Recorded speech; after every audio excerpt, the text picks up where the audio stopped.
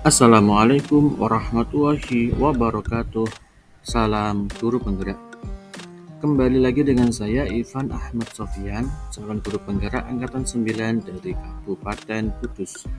Kali ini saya akan memaparkan hasil demonstrasi kontekstual tentang penerapan segitiga restitusi dalam modul 1.4 yaitu budaya positif.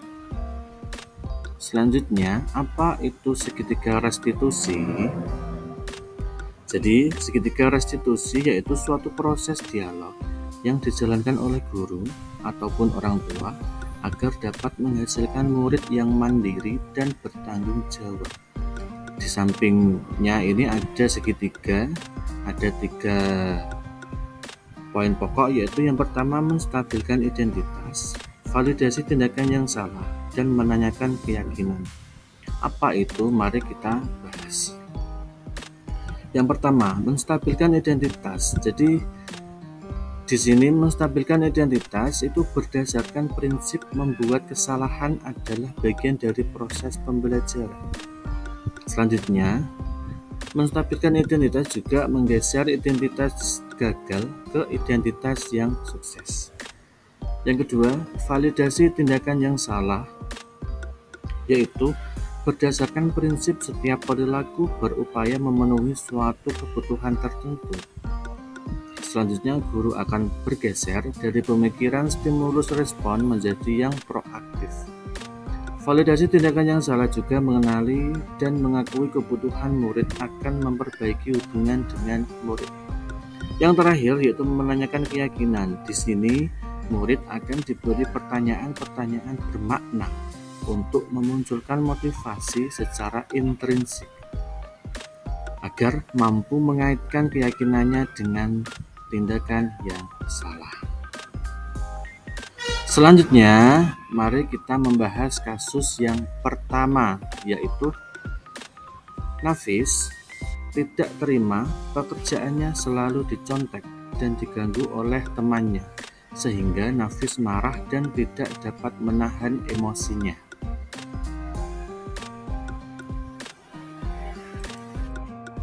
Selamat pagi, Nafis. Pagi, Pak. Sudah sarapan? Sudah, Pak. Sudah sarapan. Oke, Nafis. Tadi saya mendengar laporan dari teman-teman bahwa kamu tadi marah-marah, menggebrak meja juga, dan bertengkar sama Nala.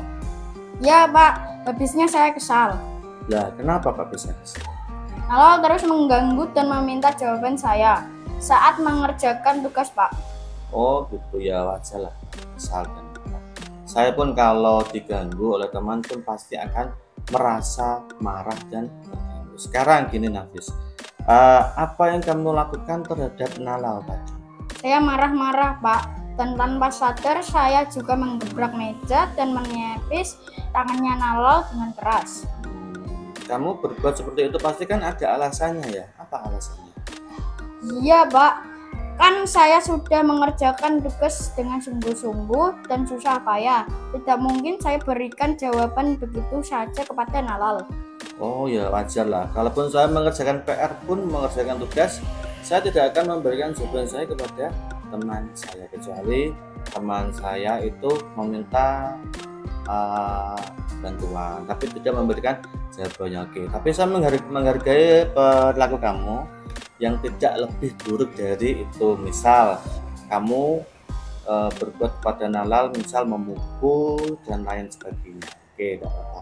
Sekarang kita pikirkan, Nafis, apakah marah-marah, emosi, menggebrak meja di kelas dan mengganggu teman yang lain itu sesuai dengan keyakinan kelas atau tidak?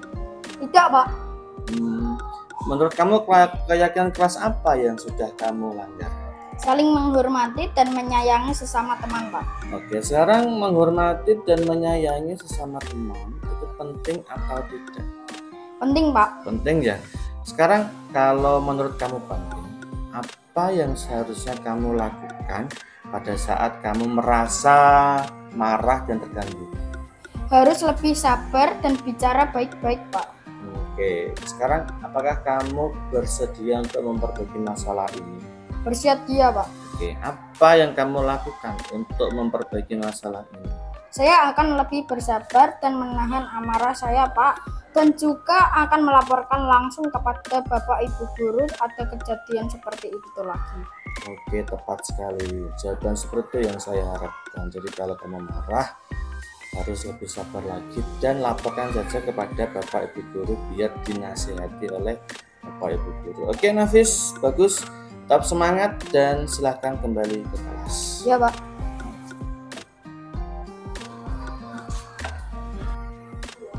Assalamualaikum warahmatullahi wabarakatuh. Perkenalkan, nama saya Muhammad Rizky Nafis Waras. Saya siswa kelas 5 SD 4B. Saya diajak diskusi oleh Pak Evan karena saya kemarin marah-marah terhadap Nalal teman saya. Dari diskusi saya mendapatkan pengalaman bahwa ketika sedang diganggu oleh teman kita, hendaknya bersabar dan memendam amarah kita. Dan selanjutnya meminta solusi dari Bapak Ibu Guru. Saya harus bisa menyayangi dan menghormati teman di situasi kondisi apapun. Wassalamualaikum warahmatullahi wabarakatuh. Selanjutnya, pada kasus 2 yaitu Aira sering tidak mengerjakan tugas sekolah ataupun PR dikarenakan kata teman-temannya sering bermain HP saat di rumah sehingga lupa mengerjakan PR.